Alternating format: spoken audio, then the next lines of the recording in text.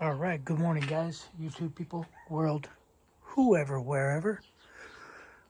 Welcome back to Half Fast 719. The day has come where I've compiled my likes and dislikes of this 2024 Kia Telluride. So, do a little walk around. That's one thing that annoys me. And let's see if it does it.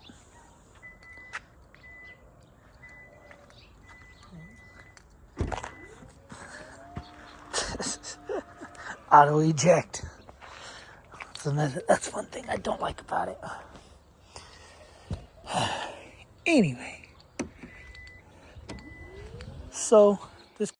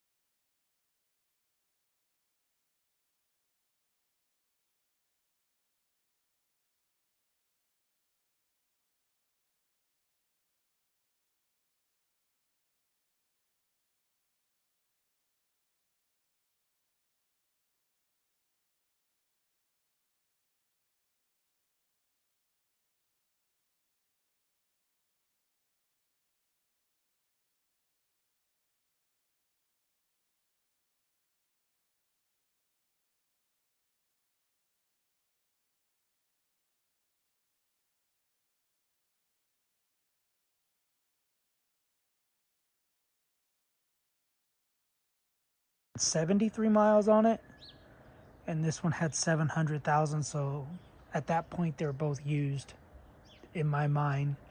So 750 miles when I got it. It now has almost 11,000 miles on it. I got it in August of last year, so it is February 2nd. So I got it, what was that?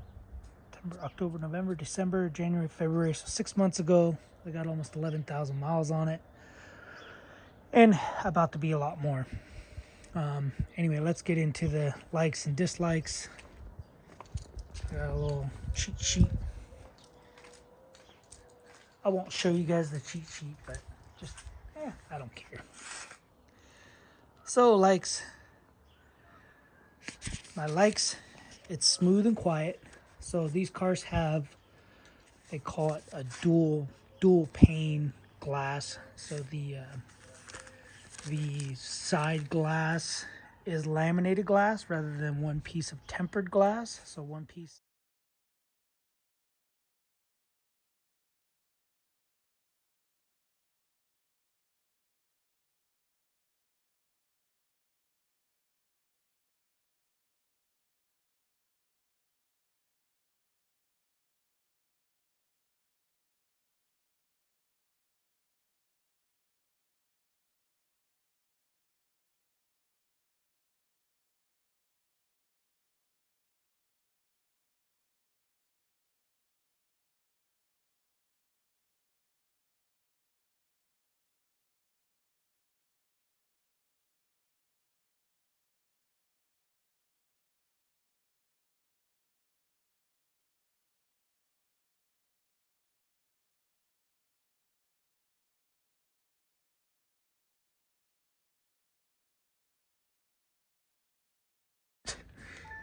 This model that has it, or if it's other models that have it, but you can see there's two pieces. There's a piece of glass, an insulator, and then a piece of glass. So not a lot of people know about this. This is how they get the quietness down. So it's pretty smooth. It's really quiet. So that's my number one thing that I do like about it. So the number two is lighting. Interior lighting is bright. It's got ambient lighting like here, ambient lighting here, all kinds of places, but I pretty much turn it down as low as I can go, because my eyes are sensitive to light, especially at nighttime driving. So any of the dash light, the mirror lights, this mirror's aftermarket, but this mirror is always off. Ambient lighting, it always affects my eyes and it hurts my brain. So, but that's not the lighting I'm talking about. I'm talking about lighting as far as headlights. Headlights, man, they project far. I really like the headlights, the lighting of this. It does have like adaptive lighting. I don't think it moves, but it does the high beam, low beam, automatic, where you can turn it on, and then when a car's approaching, the lights dim, and then after the car goes by, they go back on, which is kind of a cool feature, but it's kind of annoying because then like multiple cars are coming and it's almost like you're flashing people. So anyway, but I do like the lighting. 3, spacious. So I don't have it set up yet because we had to take the kid to the airport, but I lay the seats down. Oops, wrong button. I'm new. So I lay the seats down. Dang, wrong button again. Okay, let's try this one. Okay, we'll have to move it up. But anyway, I lay the seats down. I put this piece of board, because I have captain's chairs, I put the board over it. And then I lay my mattress and stuff out because I sleep in this car. So I thought I bought a car with bench seats. So that the first car, the EX I bought, or I test drove or got in, it had a bench seat. And then I saw this car driving out, and I just said, you know what, parking this car, the EX model, I'll take that car. I got in this car, drove it around the block, parked it. I never once looked in the back, did all the paperwork, signed for everything, and I was watching a commercial at the dealership, and it showed the bench seat and the bucket seats, or captain's chairs, whatever you want to call them. And I was like, wait, I might have screwed up. So I screwed up, but whatever. So I just run this little thin piece of maybe MDF or something. It's like 1/4 inch. It's a 4 foot by 2 foot. I just got it at Home Depot, and it fits perfect over here. I also have another little piece of plywood that I found, and yeah, so, but anyway, it's real comfortable. I can sit up in here in the car with laying down. I could sit up, put my shirt on and stuff, because like I said, I sleep in the car. So spacious. 360 camera is pretty cool. I don't know how it works. I do, but I don't know how to explain it, but it's pretty cool. For parking, basically you get to see all around you, and then you get to see on top of you, and then you get to see the lines. So it helps me out a lot. With that 360 camera, you can go on the app, and like I leave my car at the airport a lot, and with the app you can start your car, just so the battery doesn't die. Start the car, it'll run for 10 minutes, and then it'll shut off, lock itself. It does everything. And you can view stuff around your car. But anyway, that cruise control. I don't know if it's called adaptive cruise control. It's the last thing I like about it. Cruise control is pretty cool because it'll go. I did test it out as far as buttons, because the button, if you hold the spacing button down, apparently it stops. It'll stop in traffic and the car will stop. I tested it at a light. Car in front of me stopped at the light. I stopped at the light all the way to 0, and then the car took off and my car started taking off when it's in the pink mode.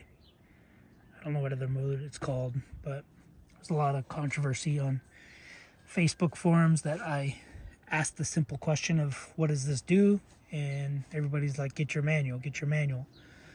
And I'm like, I'm driving 600 miles. Can someone just answer the question? And there was a couple people that took a screenshot of their manual, and that's what it said. That it's for traffic, basically got one for highway, interstate. It just keeps a distance and it'll back off, go forward, back off. And then the other one is for like city traffic. It'll stop at lights, it'll stop whatever, but it won't stop at a light and go. You still have to stop the car if you're the first person in front of at the light. Anyway, cruise control. As you can see, cruise control is on the other side. Dislikes.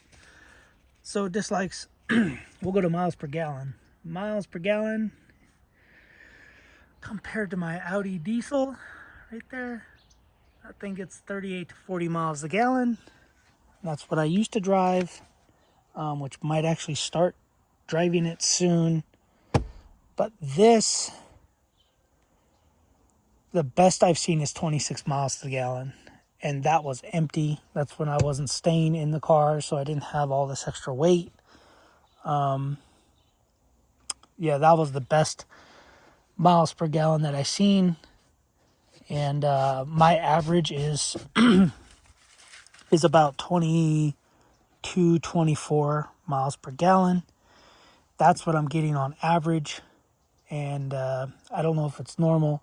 It's all-wheel drive, but technically it's front-wheel drive. It's front-wheel drive until these wheels start to do something, then these wheels will kick in. So it's a front-wheel drive heavy SUV. And yeah, so some people are like, oh, it's not that bad for all-wheel drive. Well, it's technically not all-wheel drive, but you do have the weight of all-wheel drive components. So anyway, yeah, miles per gallon. Wireless CarPlay. I don't get why 2024 it doesn't have wireless CarPlay. It does connect Bluetooth, you know, so you listen to music through Bluetooth. You can do everything through Bluetooth, but maps and all the other stuff you can't do unless it's plugged in. So I just bought and just got the wireless CarPlay dongle yesterday, and it works. You can't watch Netflix and YouTube or nothing, I don't think. I mean, I got it yesterday, so I haven't really played with it, but I got sick of charging my phone and using the cord, because the USB-A that it connects to, because you can't connect it to the USB-C, which is those. So USB-C, that's in there. So you got USB-C where the white one is. That's going to be my new charger. And USB-A is where your that dongle goes, or the phone would go. That's where your CarPlay works through, and it's really slow charging. Like, it does not charge my phone, which is why I have this battery pack, because I charge my phone at night when I'm sleeping through this, because that charger is so slow. And that reminds me, I gotta charge this. So anyway, that's why I bought the dongle, because like you can't have both. You can't have a fast charger and CarPlay. So I just don't get why they don't have it yet. Supposedly they were supposed to have it in 25 Kia, the Telluride, but I've heard that they're not. Seats are uncomfortable. I constantly have to adjust the seat while driving. I do drive far. I'm driving 700 miles. Not a day every day, but I'm driving 700 miles to get to work. And then when I get there, I usually drive about 30 miles a day to go to the gym and to go to other places, get food or whatever, fuel. But anyway, seats are uncomfortable. It does have the lumbar thing setting where every 60 minutes the lumbar will go up and it'll push the heck out of your back. Yeah, it'll push your back really hard, probably to the point where your back hurts worse. But anyway, yeah. So that's, the seats are uncomfortable to me, to the wife. The wife hates this car. She thinks the seat's really uncomfortable, especially passenger seat.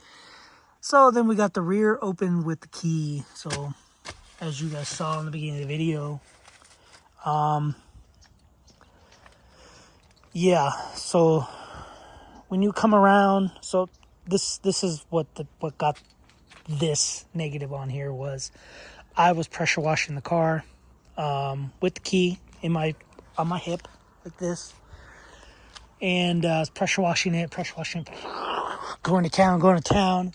I'll come back here, pressure washing, and the stupid door opens, and I'm like, well, what the heck? So then I had to shut the door, water's getting in, and I'm, washing over here, the door opens again, and, yeah, I could turn it off. I turned off the auto close because that's annoying. You either have to push the button to shut it off or it'll automatically close. So, I don't know if I'm going to open it, but because I got to open it because I got to set up my work bed and everything. But anyway, this thing would beep and beep and beep. So you'd have to push this. And I would be putting boots on down here, tying my boots, and the stupid gate, the door would close on me. And, I'd have to reach up and hit it real quick. So a lot of these auto features are really nice, but then they're not nice when they're not nice. So, but yeah, that's pretty much it. That's all I got for that. I guess I can go into some of the stuff that I bought. This is from my Audi Q7 that I had. It fit pretty much perfectly in here. With the exception of a couple little spots.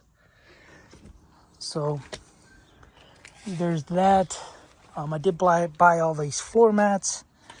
They are cheap Amazon ones, but they fit really good. I think they were like $50 for these almost WeatherTech form fitted. I thought there was a name on one. Oh, there it is. There's the name. JDM on. So like snap on. But anyway, so I got that. Those were cheap. I got this little padding because this is kind of thin. The original one, or the one that's under here, it's kind of thin, so this is thicker, and I drive a lot with my elbow right here, so I can only imagine that I will wear out the cushion in the original padding. I got this seat cover, kind of matches that, kind of fruity, but I got it at Walmart. It was cheap. Man, you know what? I forgot to mention the number one problem, because I don't have it anymore, but the number one problem that I hated this car was this. Oh no, this auto start. That is the dumbest device ever created, but I don't have it anymore because I bypassed it with a auto start stop eliminator harness. It's really easy to install. You just pop this plastic off. Pop that off, you disconnect the connector, you connect the new connector into there, and then you connect the old connector into the new harness, and it deletes it. You never have to mess with that stupid thing. So yeah, I forgot about that. Only place I can find to put a phone mount. Do have a screen protector on this. It is hard, if not impossible, to install these things. It's a pain in the butt. Lint and everything gets in there. You almost have to have, I don't know, every piece of lint out of the car in order to keep it from linting up. I do have the Wolf box dash, or not dash cam. I guess it's a dash cam, but it's a mirror dash cam, whatever. It's got front camera, rear camera. I have it all wired in, tucked it in all behind the airbags, all the way back. And because I sleep in my car, I bought these. These are pretty cool. The whole kit, basically, goes in your window like this. And then you get no light. Completely blacks it out, which is, those things are awesome. Because half the time we're sleeping in parking lots and stuff. I do have a new cabin filter, K&N cabin filter that I haven't put in yet because I'm lazy. Well, technically not lazy, but I am lazy. I have these go over the window, or over the whole door, I should say. Got these off of Temu. And they go over the window like that, or the whole door, because I crack these back windows and I don't want bugs and stuff to come in while I'm sleeping. And yeah, some other stuff, wheels and tires. I did get these mud flaps from ROKBLOKZ, ROKBLOKZ, ROKBLOKZ.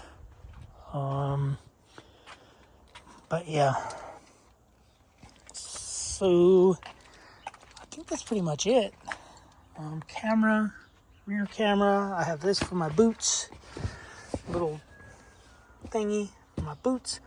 I roll up my clothes because I sleep in the car and I need as much space as I can.